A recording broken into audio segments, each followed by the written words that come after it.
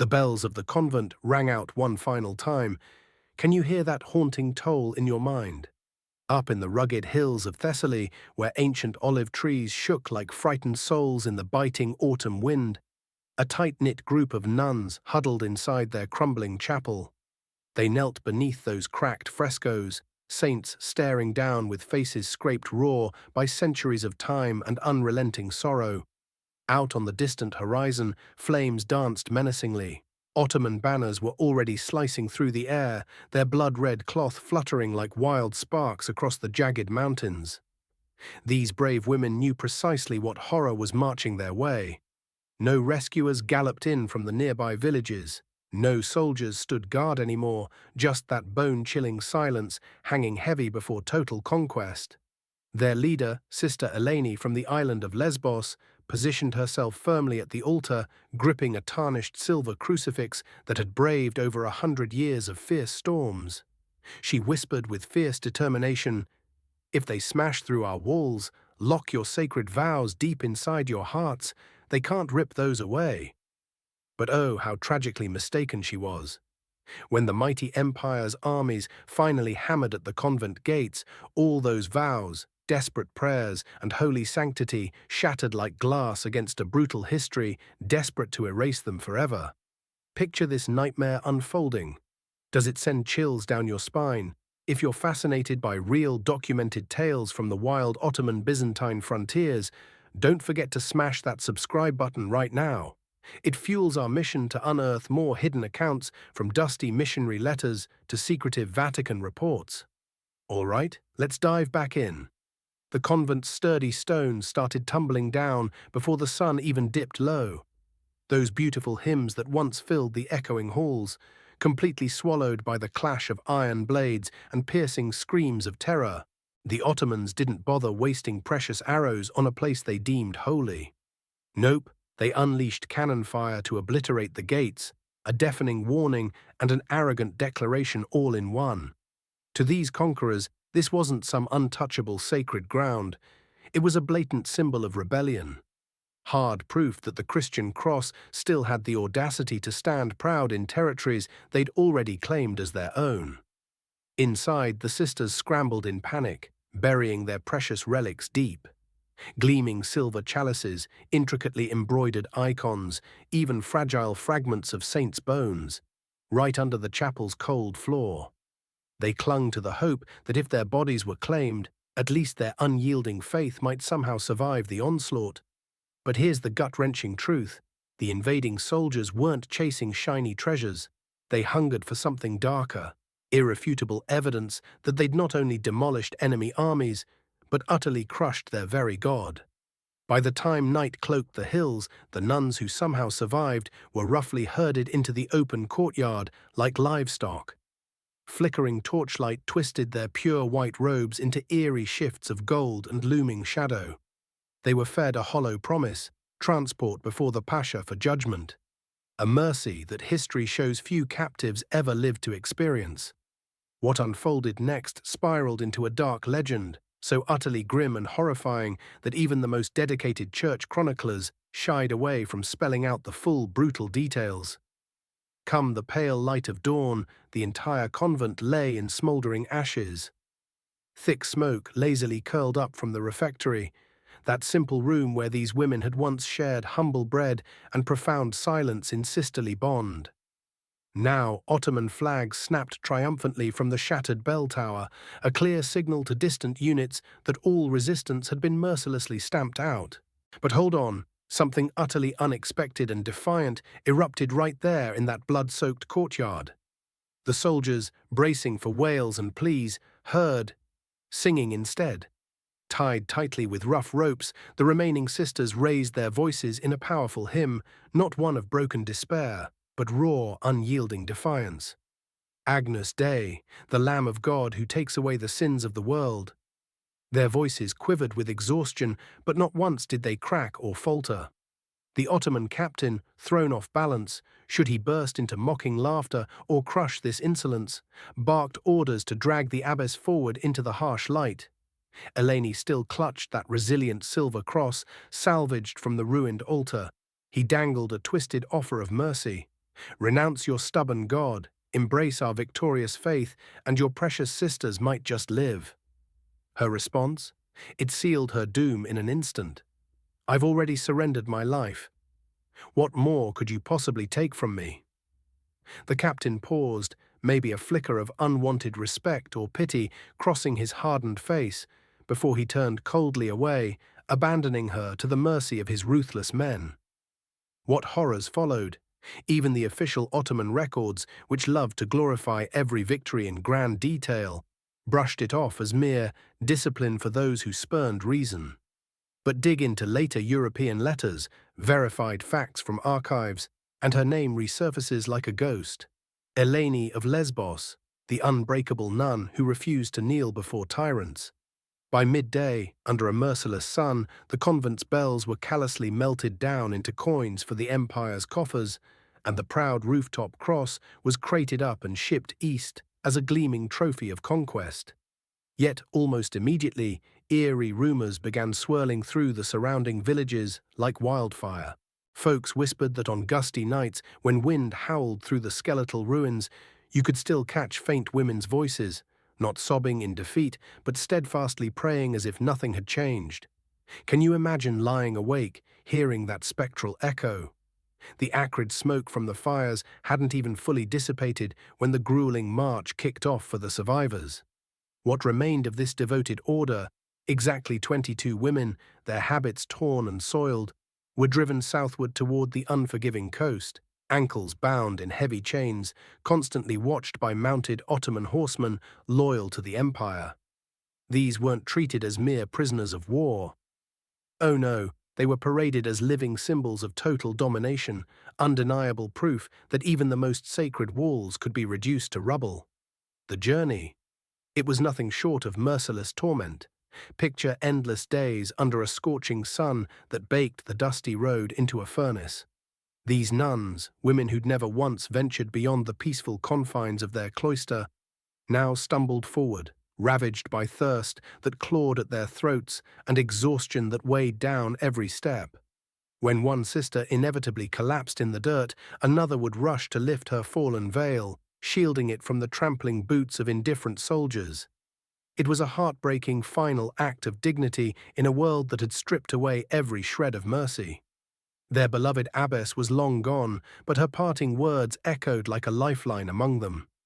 If you can't cling to the cross anymore, cling to each other with all your might.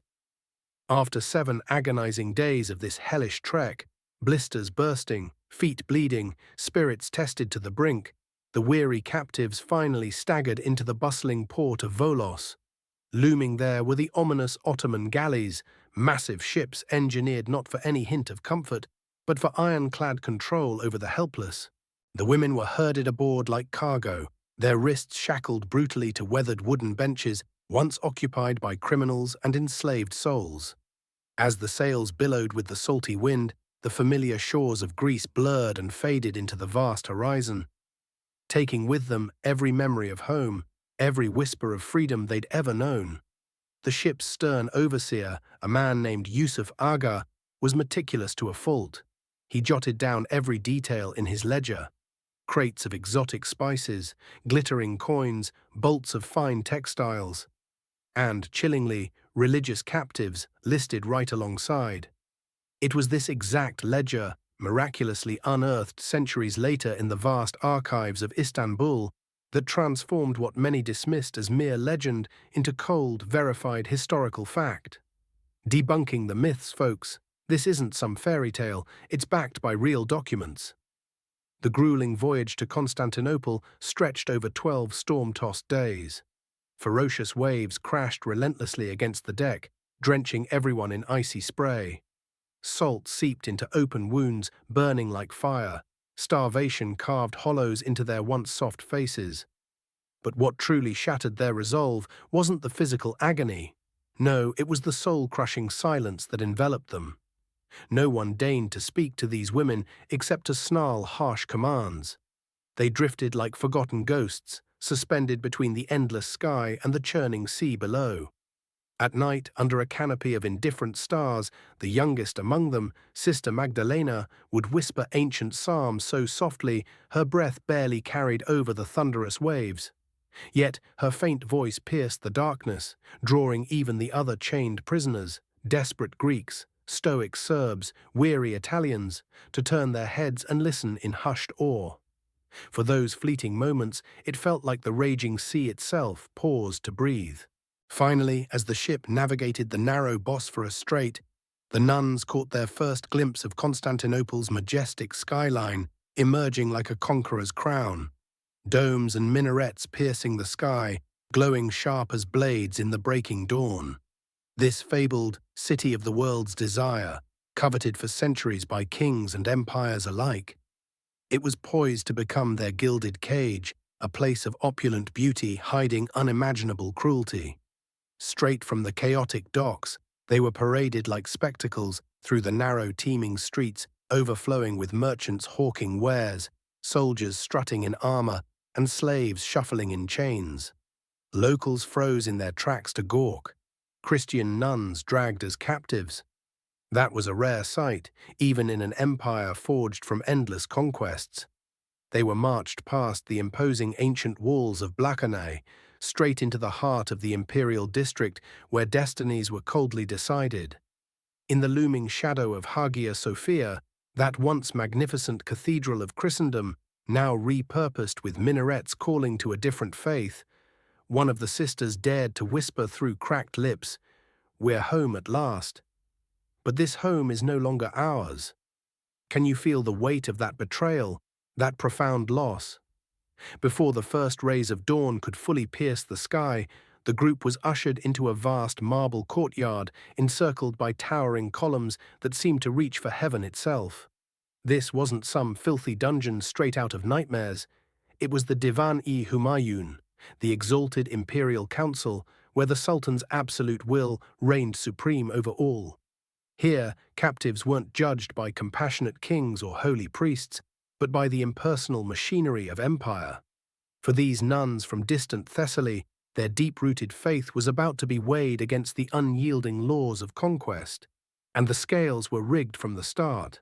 At the Grand Hall's center sat the imposing Grand Vizier, his face an impenetrable mask betraying not a single emotion. Flanking him to the left were diligent scribes, quills dipped in ink, parchments at the ready to capture every minute detail. Names, ages, and the chilling intended uses for each soul. Every uttered word would be immortalized in registers that have miraculously survived through centuries. Their pages yellowed, stained by dripping wax seals and the relentless march of time. The sisters stood there in their shredded habits, eyes cast downward in quiet resolve. Through hesitant translators, the ultimatum was delivered. The Sultan, in his generous mercy, offered a single condition: accept conversion, receive fresh names, nourishing food, and a new life woven into the palace's fabric. Refuse. Face the vague but ominous discipline of faith, a euphemism that could spell endless imprisonment, torture, or outright vanishing into oblivion. Not a single voice rose in response. Sister Magdalena, the young one, trembled visibly. She'd witnessed firsthand what befell other captives dragged before this vizier. Proud Greeks, resilient Armenians, defiant Slavs, all devoured by the empire's vast silence, never to resurface. But before the armored guards could seize her and force the issue, an elder sister named Dorothea boldly stepped out of line. She addressed the vizier not as a quivering captive, but as a wise soul who'd witnessed empires swell and crumble over her long life. "My lord," she declared steadily, "you may slap new names on us like brands, but you cannot rewrite the sacred prayers etched into our very souls." The interpreter froze, sweat beading on his brow, debating whether to even relay such audacious words. When he finally did, the vizier's expression remained as unreadable as a stone slab. Then came his icy retort: "Prayers wither and die when the tongue forgets how to form them." With a casual flick of his hand, the sisters were waved away. Not to immediate execution, but to the shadowy lower chambers of Topkapı Palace, reserved for those unclassified captives who didn't fit neatly into the empire's plans. Some might label this mercy, but others, looking back through history's lens, would call it a fate far worse, a slow, insidious unraveling. For some of these women, mercy twisted into a deceptive prison disguised as lowly service. Deep beneath the palace's lush, blooming gardens stretched a maze of damp stone halls, completely sealed off from the warming sun above. Each cramped chamber featured only a narrow slit for light, barely a sliver to distinguish the drag of night from the gloom of day. The nuns were stripped of their familiar habits, forced into coarse, scratchy garments, and commanded to toil endlessly, scrubbing grimy floors until their knees ached, sewing elaborate garments for the elite, stoking roaring fires that warmed the opulent chambers overhead while they shivered in the chill. This was all calculated to break them down, to degrade their holiness into mindless servitude. But here's where the Ottomans gravely underestimated these resilient souls. These were women who'd already embraced lifelong vows of silence, poverty, and self-denial within their convent walls. Hunger pangs, freezing cold, crushing solitude. These were familiar companions, not novel tortures. For them, every ounce of suffering wasn't a punishment to endure. It was devotion incarnate, a holy path walked with purpose. Even in this subterranean hellhole, their unshakable discipline forged an invisible armor around their spirits. Nights brought stolen moments of secret prayer, hidden from prying eyes. One sister painstakingly carved a tiny cross into the soft clay wall, using nothing but her jagged fingernail, a silent testament that grew deeper with each pass. Another traced forgotten Bible verses into the fine dust, gathering beneath her thin straw bed. Words that vanished with the morning sweep but lingered in her heart. They ingeniously began marking the passage of days, not by calendars, but by the rhythmic calls of the muezzin echoing from above. Not as a sign of conversion, mind you, but as a defiant internal clock ticking for a faith that stubbornly refused to extinguish. Soon enough, hushed whispers started circulating among the palace servants like underground rivers. Tales of the silent sisters spread. Mysterious foreign women entombed beneath the grandeur who never uttered a plea, never broke under pressure. Some branded them cursed witches, others revered them as hidden saints walking among the damned. Their profound silence reverberated through those twisting tunnels louder than any shouted prayer ever could. Have you ever felt that kind of quiet power? It's the stuff that topples empires from within. As days melted indistinguishably into months, their hands grew calloused and blistered from the relentless labor, endlessly washing piles of luxurious linens, polishing ornate brass until it gleamed, tending to fires that provided comfort to the powerful while denying even a spark of warmth to their frozen bones. Their true names were strictly forbidden, erased as if they'd never existed. Each woman reduced to a cold number, a mere mark of ownership stamped by the empire's bureaucracy. The conquerors arrogantly believed that the grind of time combined with gnawing hunger would eventually bend even the most ironclad faith. And that's precisely when the next insidious phase unfolded. A cunning test cloaked in false mercy. It started with unexpected kindnesses trickling down. Better rations of food, vials of soothing oil, even bolts of soft silk delivered to their dim quarters. Then came the visits from learned palace scholars and imams, speaking in gentle, persuasive tones, dangling offers of rest, inner peace, and tiny freedoms. "Your God and ours aren't eternal enemies," one imam murmured soothingly. "Embrace our tongue, our ways, and true freedom will be yours." But every sister saw through the veil. These freedoms demanded erasing their core identities, wiping clean the slate of who they truly were. To forget their roots? That was the one unforgivable sin they could never, ever commit. Sister Magdalena, who had arrived so frail and wide-eyed with fear, gradually transformed into their unyielding pillar of strength amid the shadows. She began sharing fragmented scriptures recalled from their lost convent days. Verses half forgotten, pieced together like a sacred puzzle into fresh prayers that sustained their flickering lives. Even in their incomplete form, the holy words endured, a beacon against the encroaching dark. When these soft persuasions inevitably failed to crack their resolve, the empire dropped its mask of benevolence. Torches were abruptly extinguished, plunging them into deeper blackness. Food portions slashed in half, leaving bellies rumbling with constant ache. No more courteous visits, just an oppressive void of silence and unrelenting darkness closing in.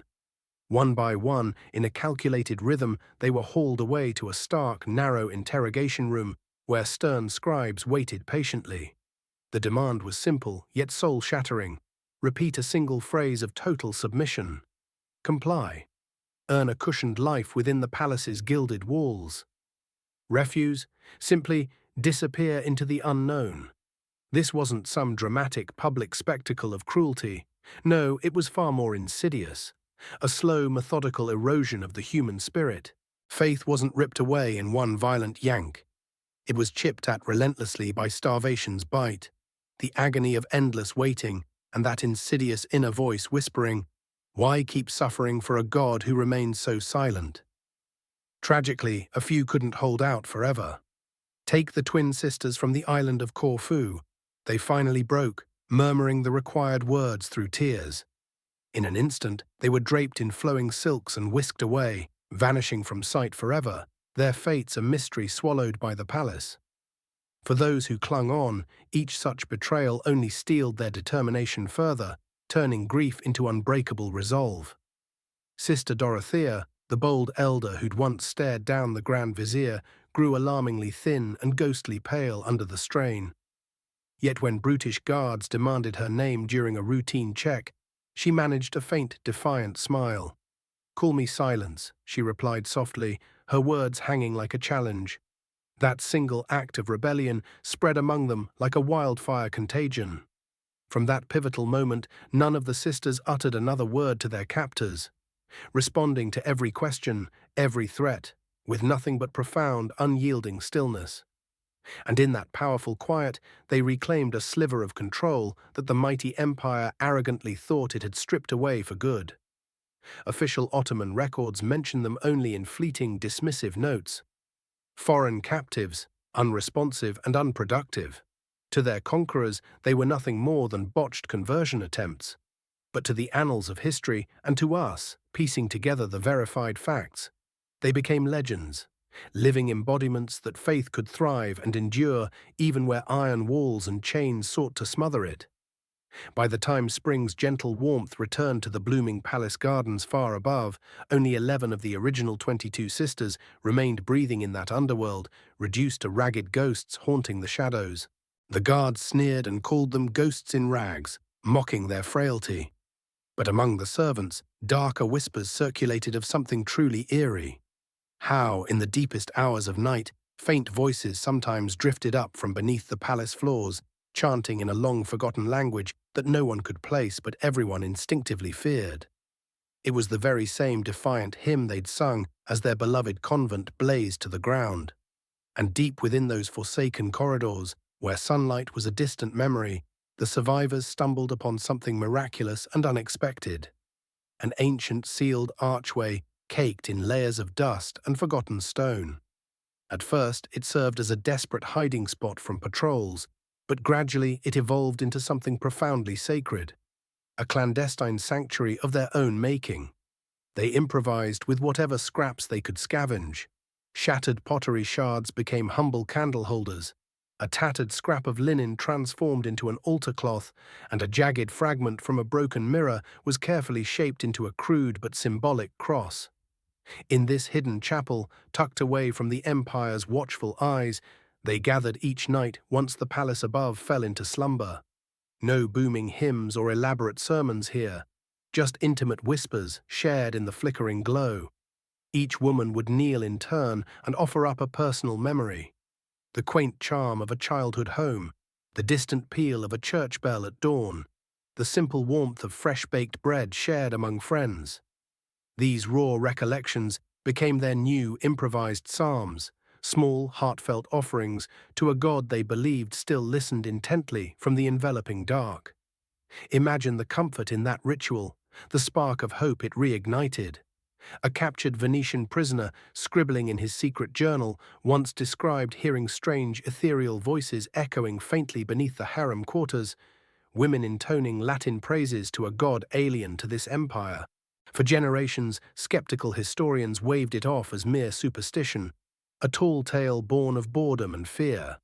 That is, until modern archaeologists, digging beneath the weathered ruins of Topkapı, unearthed a small, overlooked chamber adorned with unmistakable Christian carvings, silent, irrefutable proof that their clandestine prayers had persisted unbroken through the ages.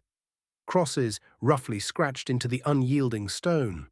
A partial Latin inscription, eroded by time but still legible, Lux in tenebris lucet.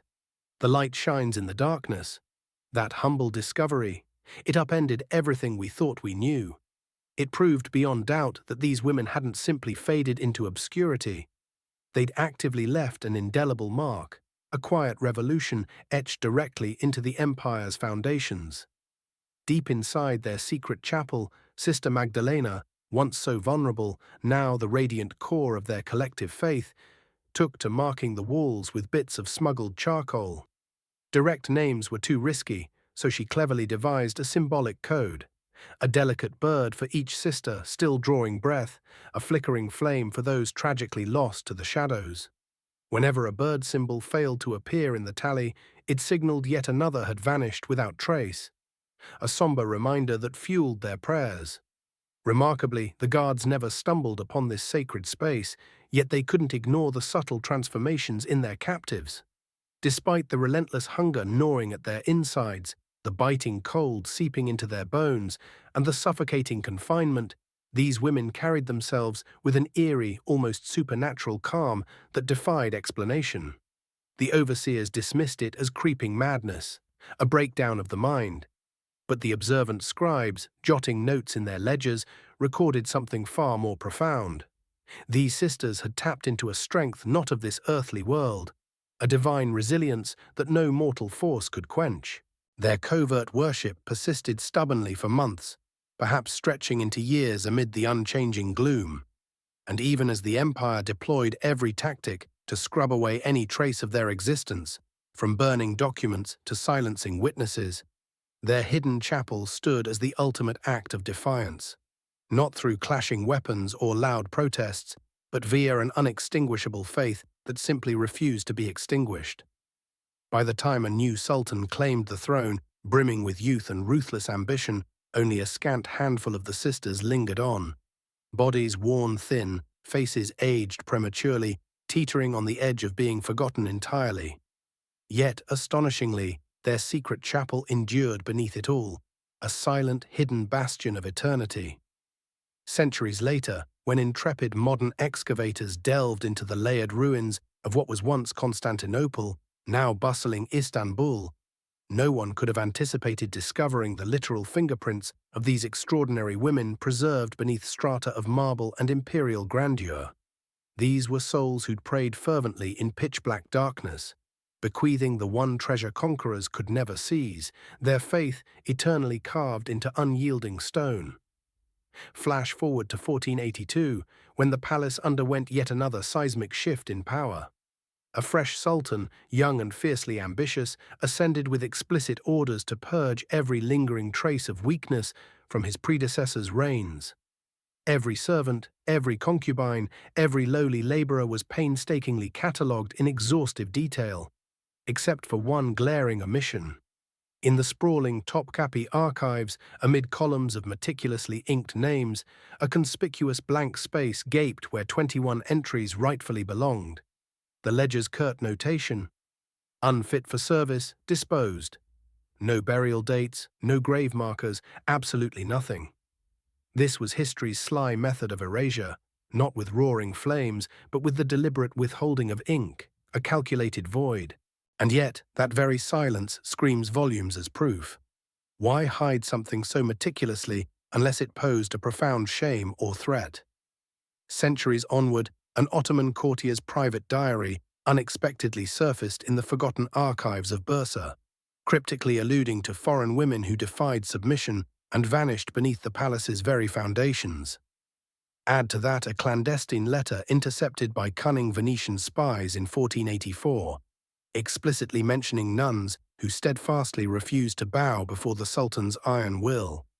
Piece together, these fragmented artifacts, real, tangible evidence, unveil the empire's dark secret. A premeditated campaign to obliterate women who'd evolved into potent spiritual symbols of unbowed resistance. The final whisper of Sister Magdalena emerges from decades later, captured in the writings of an Italian pilgrim who chanced upon the tale. He recounted a hushed story, passed from a palace servant, a lone woman who persisted in singing praises to her god until the guards, in frustration, sealed her chamber forever. Her name faded into anonymity, but the ethereal hymn he described, it outlasted the stone walls themselves, echoing through time. In that lingering resonance, her indomitable story refused to die. As years turned to decades, tales of these vanished sisters morphed into secretive rumors traded among slaves and servants in hushed tones. On particular full moon nights, when the lower palace halls grew unnaturally cold, the air would carry a faint, inexplicable scent of incense, though no fires burned anywhere nearby. Was it lingering memory, eerie superstition, or perhaps something more otherworldly? Whatever the truth, it stubbornly refused to fade. Fast forward centuries, and European visitors, lured by the exotic enigmas of the Ottoman court, caught snatches of the same enduring legend. A French diplomat, penning his observations in 1712, noted how among the elderly palace attendants a taboo narrative persisted. Christian women who'd literally sung their way into heavenly realms. He scoffed at it as fanciful myth, yet the ancient walls had long since validated the truth with their carvings. Today, the chapel languishes in ruins, buried under modern layers, but those carvings endure as silent witnesses. Faded prayers meticulously etched into the stonework. A soft whisper from women who adamantly refuse to be erased from memory. In their profound silence, they continue to speak volumes to anyone willing to listen. And if this gripping tale has burrowed into your heart tonight, hold on to it tightly. Drop a comment below. What part of their unimaginable ordeal struck you the deepest? The betrayal, the horror, or their unshakable devotion? Craving even more untold stories lurking in history's darkest shadows? Hit subscribe and join us as we plunge deeper into the abyss together. Because some raw truths demand to be remembered, no matter how fiercely empires once tried to bury them, no matter how much they sting to uncover. Let's keep their voices alive. What do you say?